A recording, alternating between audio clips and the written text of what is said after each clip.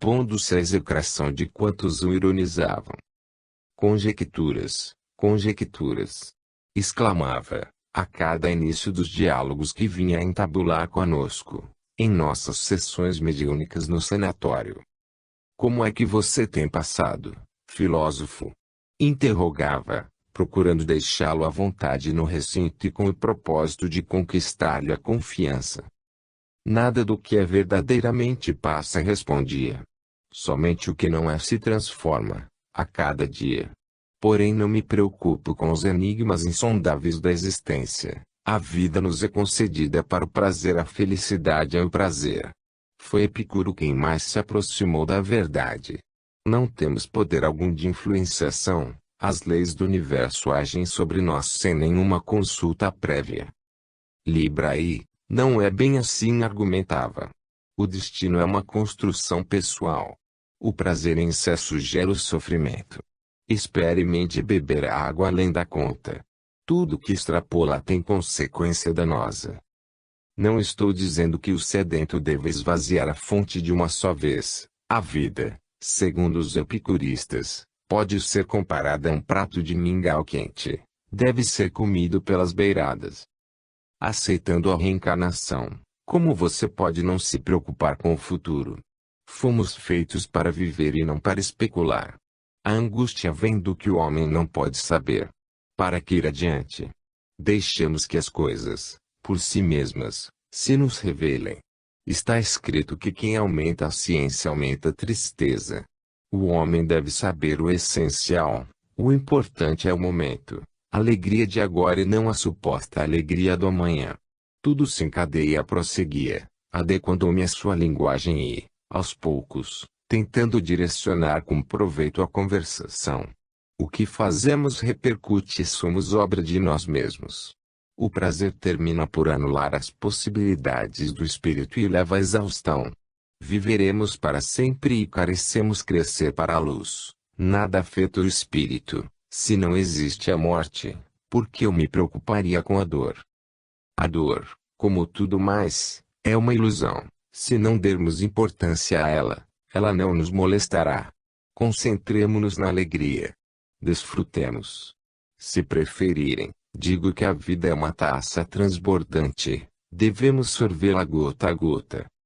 Vejamos, no entanto, meu amigo, os outros em relação a nós. Argumentei. O progresso moral e intelectual das criaturas é evidente.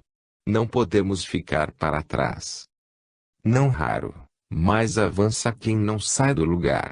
Muitos caminham em círculos, concorda? Concordo, mas é devido não terem um direcionamento. Jesus Cristo é o roteiro, o Evangelho é o livro da mais alta filosofia que a humanidade conhece. O prazer não está nas coisas transitórias e perecíveis, a alegria real está no espírito. O corpo é o veículo das sensações e, por este motivo, temo-lo em diversas formas de manifestação. Você se refere ao perispírito? Sim, ao corpo espiritual, não importa a terminologia. Você nos supõe destituídos de corpo?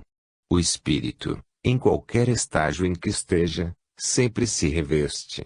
O universo é o corpo místico do Criador. Você acredita nele? Tudo teve um começo, não? Mas conjecturas, meras especulações. Os sacerdotes necessitam de sobreviver e industrializam a fé. Os cientistas precisam justificar a classe e rendem culto à ciência. O mundo dos homens é movido por interesses. Tudo se ajeita e tudo se ajusta. O pensamento se conforma às palavras e as palavras modificam o pensamento. Por este motivo, não vale a pena pessimismo exagerado. A vida é constante convite à ascensão. Deus habita dentro de nós. O júbilo espiritual nada tem a ver com o prazer oriundo da matéria. A consciência tranquila pode nos induzir ao êxtase, sem, no entanto, nos abstrair da realidade. Jesus, pela força do amor, realizava prodígios. Lê-se que transformou a água em vinho, multiplicou pães e peixes, transfigurou-os no Tabor, curou cegos, paralíticos e leprosos, converteu pecadores. A sua divina presença atraiu os espíritos, até as próprias crianças a disputavam. Não nego que Jesus tenha sido um grande homem que, no entanto, morreu na cruz. Quanta tristeza no Calvário! Melhor que o vinho jamais tivesse se convertido em fel. Jesus Cristo excedeu, quis ir além do que um homem deve ir. Ele já era o que, um dia, talvez venhamos a ser. Não me interessa ser mais, à custa de tanta renúncia. Eu estou bem assim. Não entendo por que você se preocupa comigo. Não tenho nada contra ninguém e ninguém tem nada contra mim. Quero apenas existir. Se não posso controlar o universo, controlarei a própria ambição. O desejo é a causa de todo descontentamento. Você se aflige desnecessariamente. A mediocridade, de fato, nos incomoda. Viver ignorando que, de fato, seja a vida. Retruquei. A pedra não pode compreender a montanha. Não somos pedras, somos filhos de Deus, e os filhos podem, sem dúvida, compreender o Pai. Se a pedra soubesse que ela é um pedaço da montanha, olharia para dentro de si, não para fora. Veja quem já está filosofando. Troçava comigo.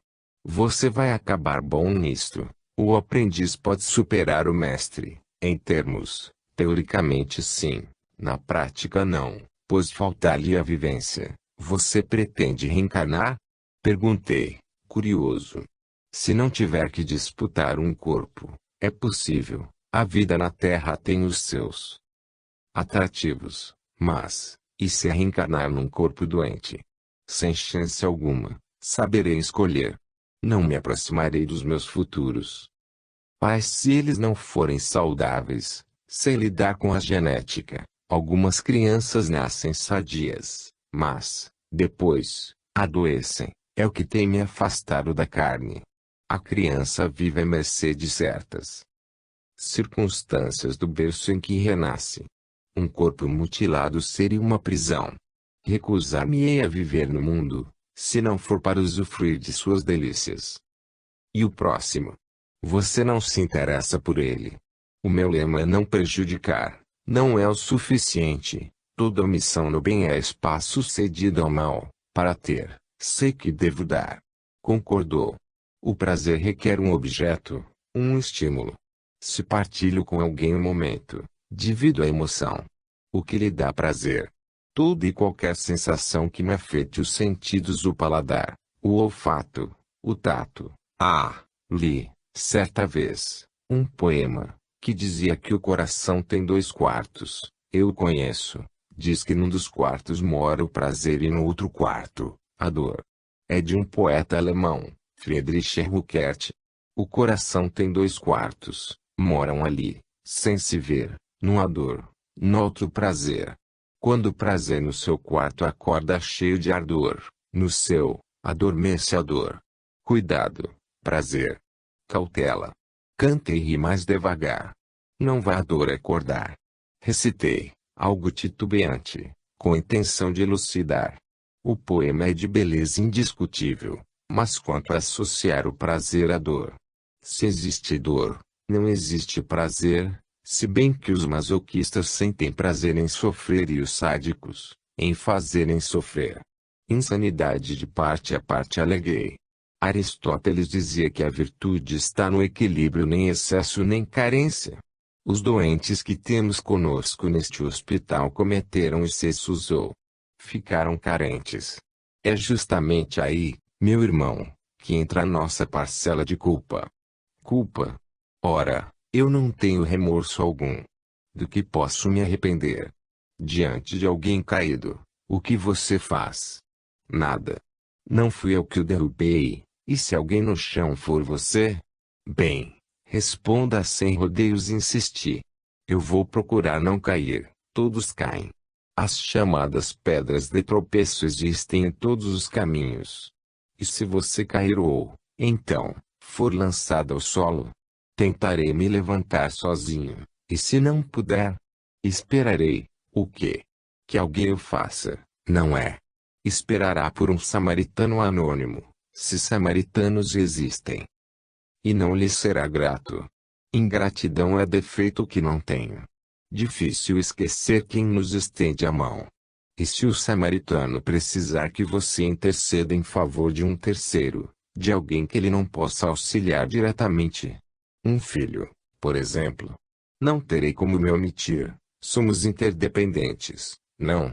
O prazer é sempre a cota de alegria que furtamos a alguém. Tudo que se exacerba é egoísmo. O que passa em nós falta nos outros. Nunca me considerei em condições de doutrinar a quem quer que fosse. Apenas me proponho conversar com os espíritos que me era dado atender nas sessões do sanatório.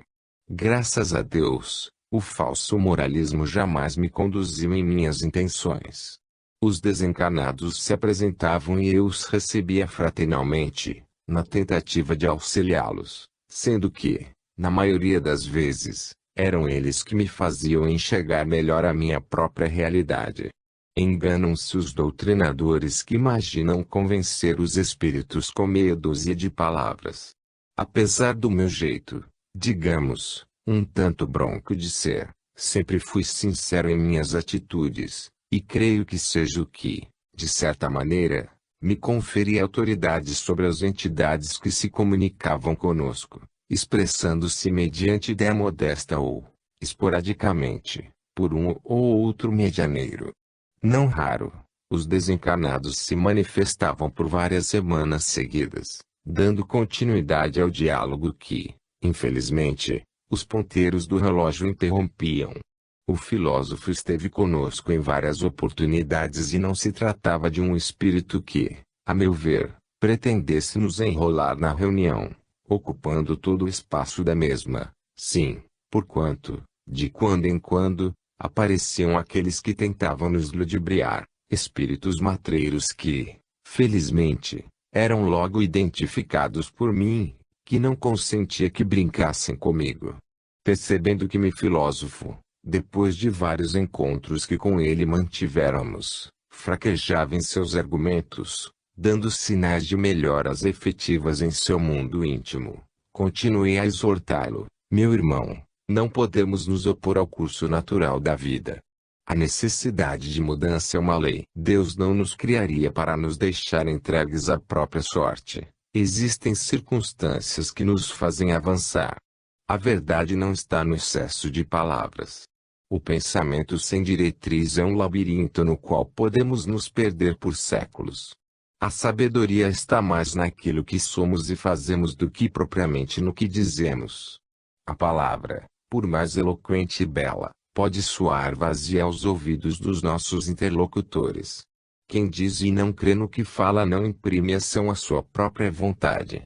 Reformule os seus conceitos equivocados acerca da vida. Não fomos criados para a ociosidade eterna. Tudo existe com uma finalidade superior. O prazer é um minuto que passa, deixando em seus rastros séculos de desilusão. Não se deixe influenciar por ideias esdrúxulas e teorias que intentam debilitar o homem, mantendo-o cativo da ignorância. Por mais tempo solicite a natureza, o fruto amadurece. Creio que esteja chegando a sua hora de renovar-se. Harmonize-se. Ideias delirantes caracterizam o quadro de morbidez intelectual. Deixe de andar em círculos ao redor de si mesmo. Ocupe, agora, as suas mãos. Diz-nos os evangelhos que no princípio era o Verbo, no entanto o Verbo divino se transformou em ação e a terra se modelou do caos. Talvez você esteja com a razão. Retrucou o espírito, reticente. Eu já me sinto cansado e as minhas palavras não repercutem, não sei por onde é que eu andei durante todo este tempo. Tenho a impressão de que nunca parei de falar, ou melhor, de abrir a boca, consentindo que as palavras soassem desconexas. Você acha que eu sou louco? O que me levou a ser assim? O seu anseio, meu irmão, de ser mais do que é anseio natural a todo ser humano. Todavia ninguém logra transpor uma escada saltando degraus, sem que se exponha ao risco de fragorosa queda. De fato, eu sempre quis ser igual a Sócrates, a Spinoza, a Rousseau. Nunca, no entanto, consegui escrever sequer uma linha. Tentei ser poeta e não consegui, literato e fracassei. Tentei, Então, a filosofia, o mundo das ideias livres, concebendo teorias pessoais que, a rigor, não havia quem as pudesse contestar. Chegava, por vezes, a me imaginar um Giordano Bruno ou um grande reformador como Lutero. Eu também gostaria de ter sido qualquer um deles, mas nunca passei de ser eu mesmo. Aliás, sem que sejamos o que somos, jamais chegaremos a ser o que sonhamos. Todos aqueles aos quais você se refere, fizeram-se por baixo, ou seja, começaram no primeiro passo, derramando suor e vertendo lágrimas no inevitável e intransferível esforço da subida. Todos? É claro que sim. Ou você poderia imaginar que sejam eles constituídos de material diferente? Onde é que estaria a imparcialidade do Criador? Os que admiramos na condição de gênios da humanidade, gestaram através da experiência e do sofrimento, foram espíritos que valorizaram a oportunidade e não malbarataram o tempo, o que convenhamos somos mestres em fazer. Deixamos que os minutos se escoem sem proveito com uma facilidade impressionante. Vivemos de bocejos e, depois, queremos reivindicar. Eu acreditei que, de repente, uma luz principiasse a brilhar em mim, quem sabe, um lampejo me favorecesse e a futilidade de minhas palavras fosse tocada por real inspiração. Sem vínculo com a nascente, o rio seca. Redargui, sentindo o envolvimento sereno dos espíritos amigos que me inspiravam no diálogo. Tudo promana de uma fonte. A luz da sabedoria promana do alto para o homem na terra. De nós mesmos, nada podemos. Sem vínculo com o Criador, a criatura perde a própria identidade e não se encontra. Deus é o sustento da vida. Os grandes iluminados apenas são grandes espelhos refletindo a luz. Interrompendo, por instantes, o curso das minhas reflexões filosóficas, enveredei por um caminho mais prático, concitando: prepare-se para uma nova existência no corpo. Você tem potencial. Não sofra inutilmente. Muitos não sabem extrair da dor todo o arsenal de lições que ela contém. As mãos que operam na caridade às vezes podem nos ensinar mais que todos os compêndios reunidos. A rigor, meu irmão, o que você tem feito de prático até aqui? Plantou uma árvore, construiu uma casa, educou uma criança? Nada, absolutamente nada. A avidez do prazer me consumiu o espírito, prazer que, em verdade, eu nunca soube definir.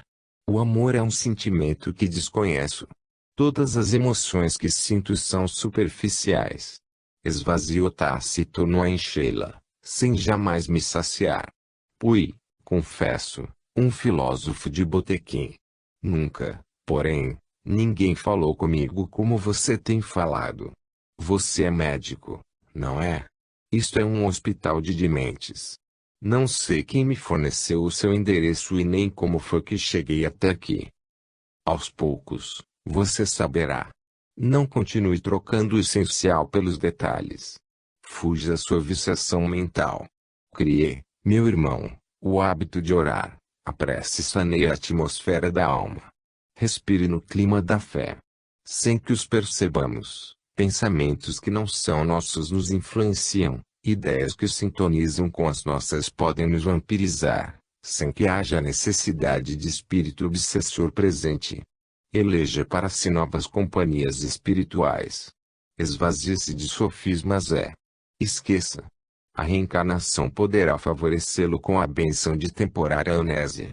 No seu caso, a reencarnação é prescrição terapêutica que não convém adiar, sob pena de maiores complicações. Enquanto lhe resta algum bom senso, retome o corpo de carne, evitando, mais tarde, renascer em condições físicas anômalas. O cérebro espiritual, quando se degenera, demora para se reconstituir. Escolha um berço humilde em que, desde pequeno, seja compelido a trabalhar pela sobrevivência. A luta pelo pão de cada dia vacina contra a perturbação. Tenho medo. Falou, deixando-me perceber duas discretas lágrimas que lhe escorriam na face pelos olhos da médium. Agora estou com mais medo ainda. Temo não sair desta. Deus não é pai que conceda pedra ao filho que lhe peça pão. Se houver sinceridade de sua parte, o receio não se justificará. Bastar-lhe ser o que é, tomando consciência de sua fragilidade. O recomeço é sempre uma bênção. Às vezes, de enxada nas mãos, o homem aprende mais a respeito da vida e de si mesmo do que frequentando as melhores escolas. Quem sabe, então, eu renasça filho de pobres lavradores. É uma excelente ideia, concordei. O contato com a natureza e a vida no campo falha um imenso bem. Quem me auxiliará a tomar semelhante providência? Diversos amigos das esferas mais altas poderão fazê-lo. Todavia, se você tem pressa, procure se aproximar de um jovem casal de sitiantes. Aqui mesmo é uma zona rural. Quem sabe, não. Do ponto de vista espiritual, a nossa região é privilegiada e, talvez, lhe possa ser propícia às novas ideias. Agradeço a sua bondade, bondade alguma, meu irmão. Para lhe dizer a verdade, eu já estou invejando você, a mim? Indagou, surpreso e curioso. Sim, a você respondi sem titubeios. Eu também sinto, por vezes, a cabeça cansada dos meus muitos livros, da agitação da cidade, da rotina do consultório. É possível que, mais tarde, eu siga a sugestão que estou lhe fazendo. Gostaria de renascer num ambiente que me induzisse a um contato mais estreito com as coisas simples da vida. Adeus. Disse meu filósofo, partindo. Até breve. Respondi, convicto de que algum dia, em algum lugar, os nossos caminhos voltariam a se encontrar. Aquele pensador nunca mais apareceu. Os anos se passaram e, vez por outra, eu me recordava dele nas longas conversações que entabulávamos nas noites calmas e silenciosas das reuniões de toda a quarta-feira no sanatório. Quando, porventura, uma casal de sitiantes das redondezas me procurava e se fazia acompanhar de algum pirralho, eu me detinha a observá-lo. Nada posso afirmar, mas, cerca de 10 anos depois, um menino peralta que corria atrás dos meus gatos no hospital, enquanto eu me detinha a lhe consultar a avó com depressão, disse-me, ao ser ameaçado por mim de um puxão de orelhas: conjecturas, conjecturas. Espiritismo e preconceito. O espiritismo, graças a Deus, é uma doutrina completamente isenta de preconceitos. Embora não se possa dizer o mesmo dos espíritas, o espiritismo não endossa o falso moralismo. É lógico que não estou generalizando, porquanto muitos irmãos de ideal professam com sinceridade a sua crença e são extremamente tolerantes.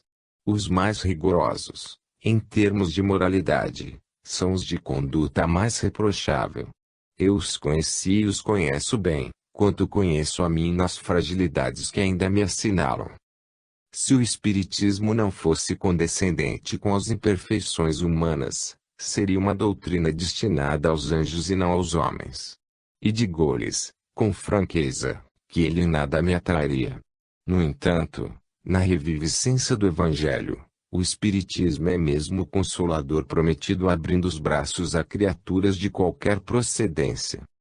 Semelhantes reflexões me veio a propósito da visita que, certa tarde, recebi em minha casa. Desculpe-me, Doutor Inácio, incomodá-lo, disse minha irmã, que solicitou a minha atenção por alguns minutos. Sei que o senhor é muito ocupado, mas estou necessitada de conversar com alguém. Fique à vontade e não se preocupe, respondi, procurando minimizar a sua aflição. Fundei uma casa espírita em bairro afastado. Tive uma vida difícil desde a minha infância e, infelizmente, perambulei por caminhos equivocados. Eu não me casei, moro com um companheiro que é separado da mulher. Não fui eu que provoquei a separação dos dois. Quando o conheci, ele já havia deixado. No espiritismo, eu me encontrei. Andava muito perturbada, e uma amiga me levou até o Chico Xavier. Quando ele me viu, sem sequer me ter visto antes, Me chamou pelo nome e me disse palavras de encorajamento. Fiquei feliz e resolvi deixar aquela vida atribulada ou, pelo menos, tentar. Muitos, na cidade, me conheceram e sabem do meu passado. Agora estou um tanto envelhecida, mas eu já fui uma mulher bonita. Dá para perceber, brinquei, acendendo um malfadado cigarro e solicitando a serviçal de nossa casa que nos preparasse um café. Ora, doutor, não trouxe comigo. Eu não tinha estas rugas no rosto e nem tantos fios de cabelo branco. O tempo é um artista, esculpe e pinta com perfeição. O pior é que nunca está satisfeito com a obra que concebe e senti-me inspirado a dizer-lhe. Deixe-me continuar, pediu-me, ansiosa. Eu poderia ter ficado rica, mas nunca me apeguei às coisas deste mundo. Vivo hoje com uma modesta aposentadoria e o meu companheiro, que foi proprietário de fazendas em Uberaba, não tem mais nada. Somos quase dois velhos, um fazendo companhia para o outro. Ultimamente, ando muito aborrecida, doutor. O senhor sabe, as fofocas, o sopro do diabo, do lendário diabo você quer dizer. Atalhei, com ironia. Uma vez ou outra, ele também me bafeja. O bafo dele é insuportável, sabe? Ela sorriu e contou. Estão dizendo que eu não tenho moral para presidir uma casa espírita, que eu tenho um amante, que sou prostituta. Ai de vós, escribas e fariseus, hipócritas! Porque limpais o exterior do copo e do prato, mas estais por dentro cheios de rapina e perversidade. E eu adquiri o terreno com o meu dinheiro, não pedi um centavo a ninguém. Vivo no meio da poeira, doutor. Bairro onde moramos é muito pobre, a criançada passa fome e aquelas mães, muitas largadas do marido, sofrem muito, quase não tendo o que comer. Distribuímos pão, roupa, sopa. Oramos com eles toda manhã. Você vive no céu e não sabe, mas as conversas maledicentes me entristecem. Quase toda semana fulano disse, cicrano contou, beltrano acha, falarão sempre. Não espere sensatez dos insensatos. O espiritismo é livre, não temos que prestar obediência a ninguém, a não ser a própria consciência. O centro espírita é na minha casa. Me levanto de madrugada para preparar a sopa, para fazer o chá que oferecemos às crianças da evangelização. No entanto, a língua do povo é sinuosa feito o corpo de uma serpente. Eu não esperava que os próprios espíritas, não se iluda, minha irmã, são os piores ou, por outra, somos os piores. Os que não prostituíram o corpo estão prostituindo a alma. Existe muita gente boa, mas os bons são tímidos em excesso. De fato, doutor, recebo a ajuda de alguns, não estou me referindo a todos. Se você conta com a aprovação e o apoio de um homem como Chico Xavier, dê uma banana para o resto, comentei, indignado. Eu tenho me esforçado para melhorar, não sou mais o que fui, mas eles não me deixam esquecer. Às vezes, tenho vontade de deixar tudo e ir embora.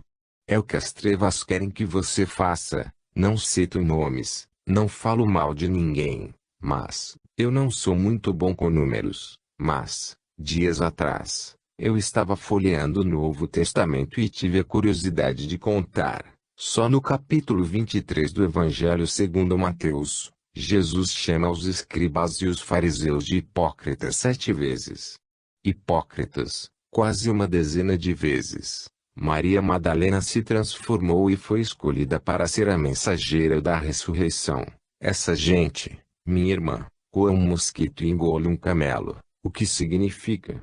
Tornam pequenas as coisas grandes e fazem grandes as coisas pequenas. Como assim, doutor? Ninguém enxerga o tamanho do seu idealismo, do seu amor à causa, da sua luta para melhorar. Se não tem em quem atirá-las, o homem não sabe o que fazer com as pedras que carrega nas mãos. Eu tenho me esforçado, sou uma mulher sozinha. Não tenho família, não tive filhos. Veja as minhas mãos, doutor, repletas de calos, lavo roupa, cozinho, racho lenha, Trabalhei de servente de pedreiro na construção do centro. Construímos a casa em regime de mutirão. Saí por aí pedindo tijolos. Os espíritas foram os que menos me ajudaram. Estão lhe dando as pedras, minha irmã, para sua edificação espiritual. Tenha paciência. Quando eu fui visitar Chico Xavier, ele me disse: tudo de que acusam você, eles me acusam também. Fiquei pasma. Um homem sem defeitos qual o Chico. Somos todos doentes em tratamento, neste grande hospital que é a Terra. Para que não sejamos o alvo, estamos sempre a elegê-lo nos outros. No fundo, o que pretendemos é desviar a atenção de nós. Como não somos capazes, não queremos que ninguém o seja. O que é que você esperaria uma ex-adúltera presidindo uma casa espírita? Quase pelo mesmo motivo, Jesus foi crucificado. O filho de um carpinteiro, o Messias? Nunca, jamais. Um homem que convivia com os pecadores ser o enviado dos céus? Um absurdo. Uma heresia. O Senhor acha, então, que devo continuar? Tenho certeza. Dizem que eu não posso aplicar passes e nem doutrinar espíritos. O nosso centro, doutor, fica perto do cemitério. Melhor ainda. Os espíritos estão ao lado. Somos uns 3, 4 médiuns, apenas gente humilde lá do bairro. Quanto maior o grupo, maior a confusão. Quando o grupo cresce ao ponto de não mais conhecermos os seus frequentadores pelos nomes, podemos esperar, é confusão na certa. O Senhor acha que eu posso continuar aplicando passes? Se você não pode aplicar passes, eu não posso nem ser espírita. A senhora, um pouco mais jovem do que eu, sorriu e respirou aliviada. Fico mais tranquila, disse, ajeitando a bolsa e a sombrinha, preparando-se para sair. Eu não posso pagar a consulta, eu é que vou pagar a você, respondi, abrindo a gaveta e pegando algum dinheiro. É para nossas crianças. Creio que dá para comprar macarrão, fubá, leite. É muito, doutor redarguiu, surpresa. Todo mês, você pode mandar alguém vir aqui. Estou envergonhada. Não se sinta assim. Eu estou no bem bom lá no sanatório, alheio aos problemas das casas espíritas na periferia. Há muito espírita safado, que embolsa tudo, mas não é o seu caso. E espere a minha visita qualquer dia. Irão falar mal do Senhor. Já falam tanto, que terão que exercitar a criatividade. Despedimo-nos e a corajosa confreira, uma mulher de pequena estatura física, mas de grande valor espiritual, retirou-se, feliz. De fato, depois de aproximadamente um mês, coloquei o meu carro na poeira e cheguei sem avisar, num domingo ensolarado. Cerca de 50 crianças e uns 20 velhinhos estavam na fila da sopa que fumegava, tentadora. De avental e pano amarrado à cabeça, ela me recebeu com alegria. Doutor, eu não acreditava que o senhor viesse. Uma das poucas coisas que eu ainda não aprendi foi mentir. Muito. Fiquei por ali mais de meia hora e confessou-lhes que, o tempo todo, fazendo força para não chorar. Tudo era simples, mas tudo era tão limpo.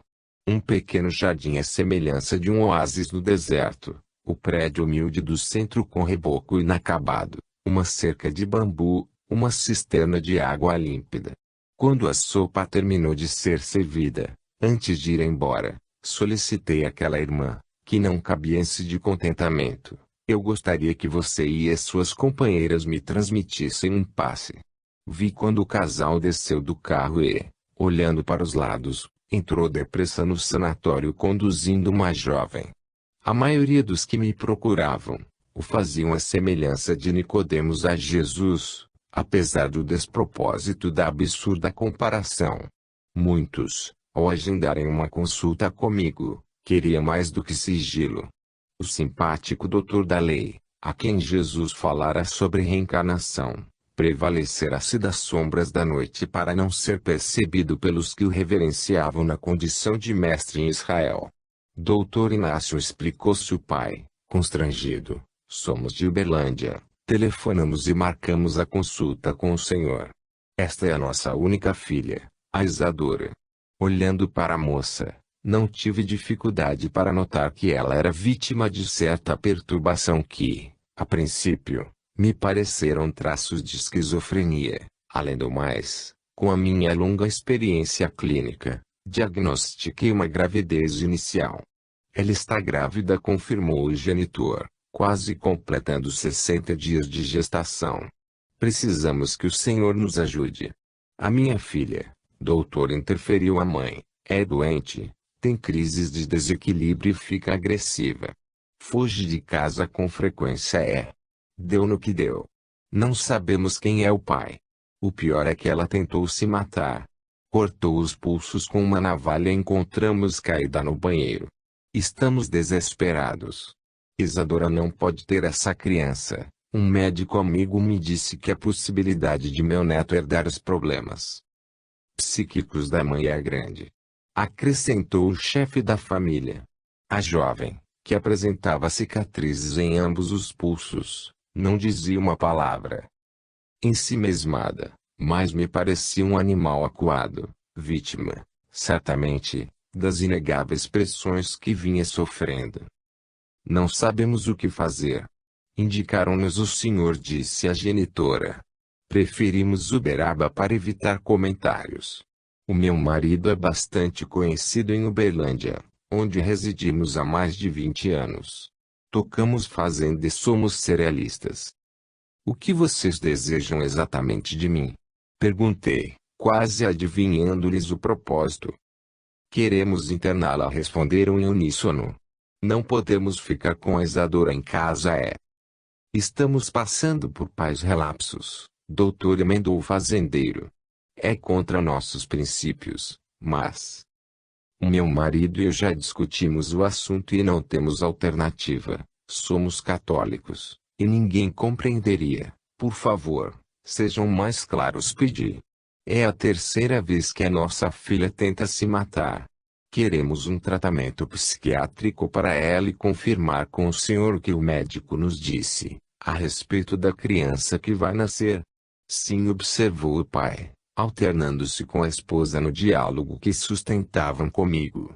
De fato, existe tal possibilidade. Estudos demonstram que não apenas os caracteres físicos são transmitidos hereditariamente. O senhor, então, não acha aconselhável o aborto? Ela aproveitaria a internação aqui.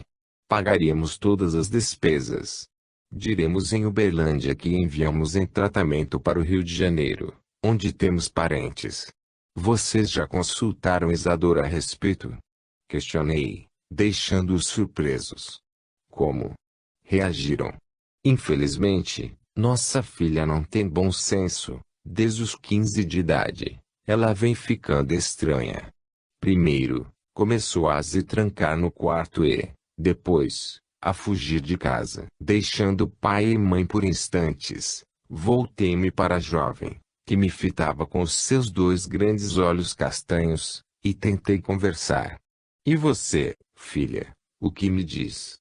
Há mais de 10 dias, doutor, que ela não pronuncia uma palavra. É inútil, interferiu a genitora, demonstrando receio do que a filha fosse capaz de me dizer. Isadora, insisti, eu gostaria de ouvi-la. Você concorda com tudo isso? Sei que você está lúcida e é inteligente. Por que você tem tentado se matar? O suicídio, minha filha, é contra as leis de Deus. O aborto também é. Respondeu, deixando os pais boquiabertos. Repita, filha, queremos escutá-la de novo. Eu quero a criança. Eu quero a criança, murmurou, sob o efeito dos medicamentos que lhe haviam sido prescritos. Não é possível, Isadora atalhou o pai. Você está doente. Eu e sua mãe não podemos assumir o seu filho, se, pelo menos, você fosse casada. Mas com quantos rapazes você namorou? Agora, ninguém a quer. Deixemo-la falar, intervim com determinação. Isadora, você quer ser mãe. É grande a responsabilidade de se ter um filho. Eu quero a criança. Não quero abortar, doutor. O senhor nos auxilie, pediu Amanda jovem, tomada pelo pavor. Eu não sei o que eu e o meu marido fizemos para merecer o que estamos passando. De graça, não é, sentenciei, me contendo a custo. Não vamos nos isentar de culpa. Ninguém é tão bom quanto pensa. Nós não sabemos nada de espiritismo, doutor, retrucou o cerealista. Já nos falaram em reencarnação, mas eu não entendo. O senhor acha que é um karma o que estamos atravessando? Tenho certeza. Quem semeia, colhe. Mas a dor pode ser uma bênção. Eu não vejo como a doença, às vezes, pode ser o remédio. Explique-nos, doutor, solicitou a senhora. Tenho acompanhado casos interessantes. Com o nascimento da criança, a Isadora poderá melhorar consideravelmente. O senhor garante? Eu nada sou para garantir alguma coisa, respondi. Não garanto nem a minha vida no próximo minuto. Estou dizendo que é uma hipótese que, sob a óptica espiritual, deve ser considerada. E, de mais a mais, aqui é uma casa onde se reverencia a vida e não a morte. Mas, no caso de Isadora, o aborto tem indicação terapêutica, não? Foi a vez de o pai da moça me pressionar. Não, não tem, e assumo, disse com ênfase. A única indicação no caso são, como diz meu preconceito de vocês, doutor, o senhor nos ofende. A verdade, não tem a intenção de ofender a ninguém, meu amigo. Vocês não me procuraram como médico. Pois digo-lhes que nossa Isadora poderá melhorar com o nascimento do filho. Eu quero a criança. Eu quero a criança. Dizia aquela quase adolescente, afagando o ventre com a destra. Viemos tão esperançosos. O que vocês esperavam de mim? Que o Senhor internasse a nossa filha durante 7 meses, os 7 meses restantes da gestação que necessita ser interrompida. Aqui é um hospital, e abortos espontâneos acontecem, eis o que claramente esperamos, explicou-se o fazendeiro e cerealista abrindo o jogo. O que é que pretendemos de errado? Ponha-se, doutor, na minha condição de pai. Já fiz isto, meu amigo. Você agora é que deve se colocar na minha condição e na minha, na de sua filha na de seu futuro neto. Imaginemos se fosse você que estivesse para nascer. Positivamente, naquela tarde eu estava possuído por uma paciência divina. Caso contrário, faço com vocês um acordo, disse, por fim. Qual? Interessou-se a senhora, de temperamento irritável. Isadora ficará conosco até o final da gravidez, e o senhor faz o aborto. Não, faço o parto. Impossível. Eu não quero a criança, eu quero a criança. Redarguiu a jovem, olhando a mãe dentro dos olhos. Acalmem-se, pedi. Se vocês não quiserem o menino ou a menina que vai nascer, fico com ele ou com ela. A criança é minha, falou Isadora, quase esboçando um sorriso. Está feito, doutor. O casal concordou no ato. O senhor poderá doá-lo, não? Dizem que os pais que não podem ter filhos procuram crianças para adotarem nos hospitais. De nossa parte, não criaremos problema. Eu não dou, a criança é minha. Filha, disse-lhe com discreta piscadela. A criança é nossa. Tranquilize-se. O senhor faz muitos partos aqui? Perguntou a senhora um tanto aliviada, imaginando ter encontrado uma melhor solução para o problema. Será o primeiro. De há muito, eu estava querendo que uma criança nascesse aqui. Você quer ter o seu filho conosco, Isadora? Quero. Eu quero a criança. Você a terá, disse, alisando-lhe os cabelos. Ou melhor, nós a teremos. Este espírito não irá se frustrar em sua tentativa de renascer. Mas você terá que me prometer que nunca mais pensará em morrer. Prometo. Eu prometo, doutor. Como a minha filha poderá levar essa gravidez a termo? Ela não fala coisa com coisa. Inquiriu o genitor. Ela está excessivamente impregnada, expliquei. Diminuirei os medicamentos e entraremos com outro tipo de terapia. Qual? passes e água fluidificada. Vocês já ouviram falar? Funciona para esquizofrenia. Mais que qualquer providência médica, quer dizer que o senhor não acredita em remédios. Até certo ponto. Nos casos psiquiátricos, o medicamento deve entrar como terapia de apoio.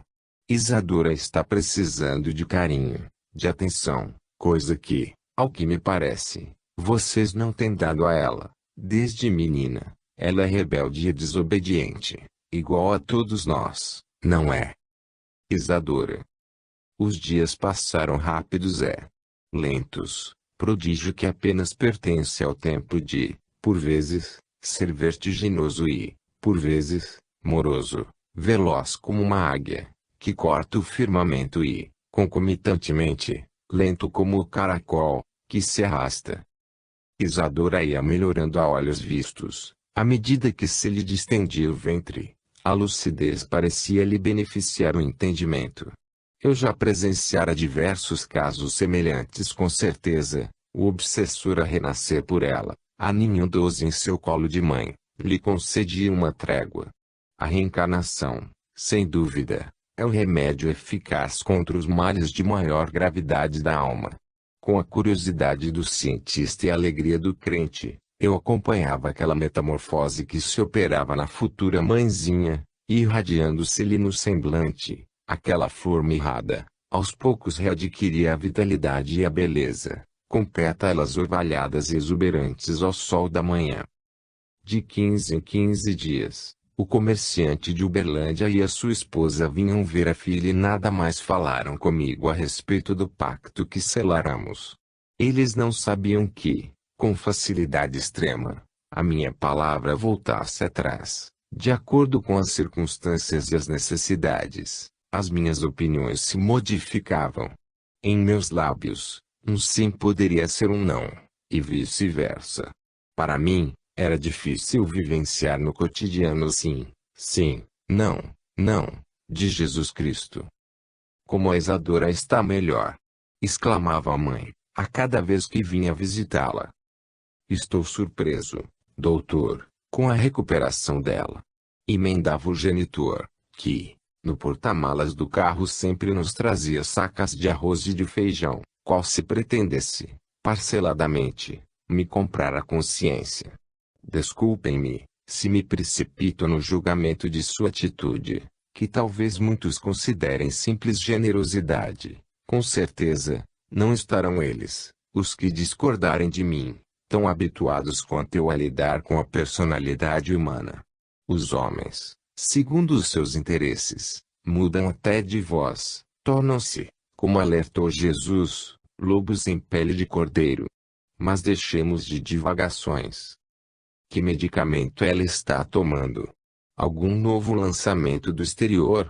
Insistia a senhora que, devagar, se reaproximava da menina. Os remédios são os mesmos, eu explicava, mas em sua dose ótima, ou seja, o mínimo necessário. Isadora está tão bem. Nunca vimos a nossa filha tão tranquila, comentou o cerealista. São os passes, respondia, percebendo, no entanto, a resistência velada do seu preconceito religioso. Os passes atuam em nível de corpo e perispírito, beneficiando a vítima e o seu algoz. E uma benzição, não é, doutor? Perguntou a senhora. Não deixa de ser, porém mais eficiente. Por que mais eficiente? Indagou o padre Isadora. Porque os médiuns atuam com conhecimento de causa, estabelecendo mais consciente sintonia com as forças espirituais que são postas em movimento com o propósito de aliviar ou curar. Depois de quase 2 meses conosco, Isadora conversou com naturalidade e, não raro, me questionava a respeito das cicatrizes que trazia em ambos os pulsos. Doutor, teria sido eu mesma a me cortar? Tenho uma vaga lembrança, mas escutava muitas vezes que me acusavam e era como se, de repente, eu deixasse de ser eu. Não se preocupe mais com isto, minha filha procurava desconversar. Todos passamos por certas crises. O importante é que você está melhor e mais linda, a cada dia.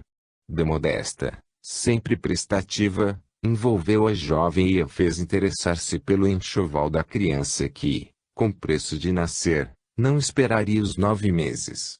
Sob a orientação da devotada companheira, Isadora, que nunca havia enfiado a linha numa agulha, começou a fazer pequenos bordados e gravar as iniciais da criança nos coeiros e nas fraldas. Sim, porque Demodesta lhe havia revelado que ela seria mãe de um menino.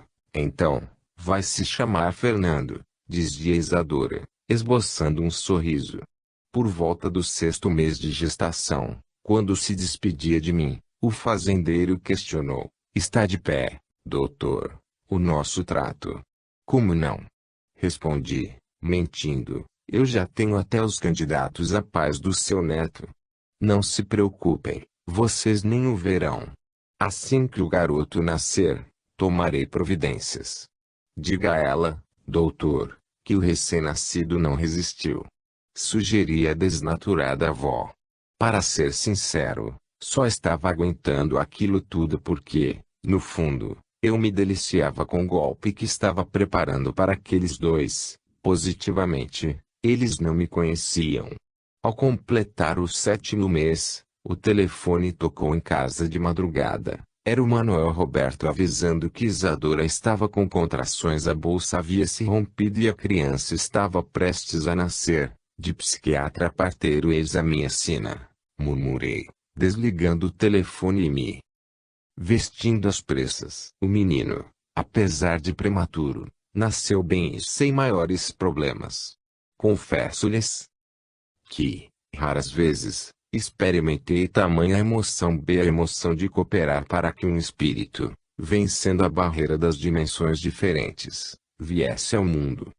Então refletia em silêncio. Aquela era a cara do obsessor de Isadora, uma criança indefesa e assustada, agora completamente entregue aos cuidados daquela quem ele perseguia. Que coisa extraordinária! De dominador a dominado, de autossuficiente a dependente, de espinho a flor. Com avidez, o recém-nascido sugava os seios da mãezinha, naquela química divina de transformar o ódio em amor. Certo, teriam problemas, mas, segundo deduzia, Isadora, embora aliviada psiquicamente, estaria sujeita a crises periódicas. A esquizofrenia era um problema que, durante muito tempo, continuaria a desafiar a medicina. Tildo, no entanto, estava certo, as leis divinas não se equivocavam. O pequeno Fernando talvez viesse a se constituir no protetor da mãe, os braços que enlaçariam e os lábios que a cobririam de beijos, qual se, de forma inconsciente, intentasse cicatrizar as chagas que Isadora trazia abertas na alma, nos embates travados consigo mesmo. Ainda de madrugada, pedi a Manuel Roberto que ligasse para Uberlândia e acordasse o casal. Diga-lhes que o menino nasceu. Que venham depressa. Meu Deus, como dormem os espíritos na Terra, que, por vezes, me parece mais um planeta dormitório, do que propriamente um educandário. Para a maioria, o mundo não passa de escura caverna e os homens não passam de seres notívagos. Amanhecia, quando os pais de Isadora chegaram ao sanatório, os pardais faziam a sua orquestração matinal e, floridos, os pés de jabuticabas enchiam o ar de inebriante perfume, atraindo as abelhas. Eu estava espiando pela vidraça, perdido com os meus pensamentos nas espirais de fumaça do cigarro que fumava, quando os vi estacionar o carro no pátio do hospital e descerem, esbaforidos. Tolos, resmunguei. Idiotas. Repeti, não satisfeito. 2 bestas quadradas, apendo de um carro de luxo. Praguejei, tossindo. Como está a nossa filha, doutor? Perguntou o fazendeiro e cerealista, que deve ter sido aquele homem no qual Jesus se inspirou, quando narrou a parábola do homem insensato e louco que mandara aumentar os seus celeiros. Sentindo que era o momento de alterar o meu discurso, respondi: estão bem, mãe e filho estão muito bem. O parto se antecipou, não é, doutor? Questionou a senhora, com voz trêmula. Às vezes, acontece. Deus também nos prega peças. Como assim? Conforme havíamos combinado, o casal que adotaria o neto de vocês é de outra cidade. O menino nasceu de 7 meses e não pude avisá-los. Quer dizer, então, quer dizer que a criança está nos braços da mãe, afinal, tinha que mamar, não é? Eu vou precisar de tempo, vou ter que localizá-los e é provável que demore uns dias, 3 dias, mas, doutor, olhem, não me culpem, eu não posso com Deus. Estava tudo certo, nome, endereço. Disse, sentindo-me como, digamos, um Clark Gable. Fizemos um trato. Argumentava a matrona.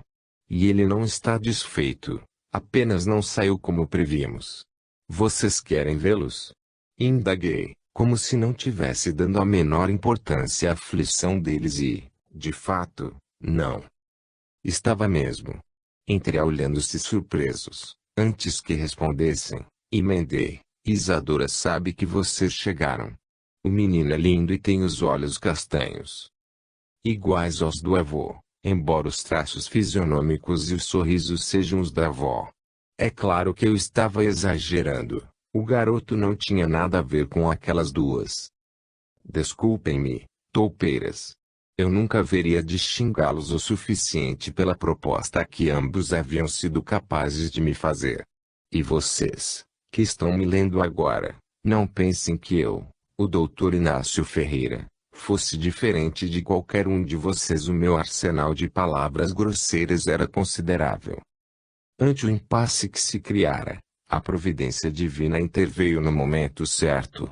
Um menino, que até então ressonava ao lado da mãe, em um quarto isolado próximo à enfermaria, começou a chorar. Espontaneamente, como que atraídos por um mágico encanto, o casal me tomou à frente e saiu caminhando na direção do choro. Eles tinham caído como dois patinhos. Eu me regozijava da maldade. Quando a porta do quarto foi aberta, Isadora sorriu e, com ingenuidade, falou para o filho que se aquietara. Fernandinho, são o vovô e a vovó aí, e trouxeram presentes. Falei, deixando-os em dificuldade e com vergonha. Abrandando a prova. A passos lentos, a mãe de Isadora se aproximou do leito e colocou a mão sobre a mão da filha, que sorria como quem tivesse ganhado um presente do céu. O doutor Inácio disse que ele se parece com vocês. Ele não é uma gracinha? Sim, minha filha, ele é lindo, mas... Antes que a senhora concluísse a frase, emendei. O momento é de alegria, o futuro pertence a Deus. Não vamos, agora, cogitar de outra coisa que não seja o restabelecimento de Isadora. Eu já tomo os remédios sozinha, papai. Antes eu era rebelde, o senhor se lembra? O doutor Inácio me ensinou. Preciso criar o meu filho. O genitor, incapaz de falar, permanecia mudo, com os olhos marejados. Peguei Fernandinho no colo, papai pediu à jovem, serenamente envolvida pelo amparo do alto. O comerciante me olhou e reforcei a solicitação de Isadora. Peguei-o, não tenha receio. O seu neto está bem. Assim que nasceu, chamei um pediatra amigo para examiná-lo.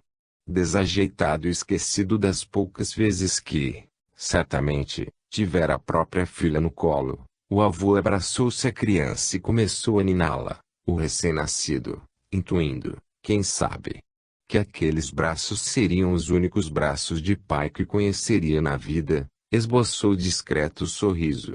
Enciumada, a avó interveio. Não é deste lado que se segura um menino, disse, tomando Fernandinho dos braços do marido. A cabeça deve ficar de encontro ao peito, ao lado do coração. Você não tem experiência. Eu quase não tinha tempo. Doutor procurou justificar-se. A fazenda e, depois, a máquina de beneficiar arroz não me deixaram acompanhar o crescimento de Isadora. Toda a vida, trabalhei muito. Sem dúvida, aquele era o instante de desfechar o golpe de misericórdia. Emocionalmente, O casal de Uberlândia estava frágil e à mercê da situação que fora criada pelas circunstâncias fomentada por mim. Vocês fiquem à vontade, observei. Preciso dar um telefonema para Ribeirão Preto. Não demoro.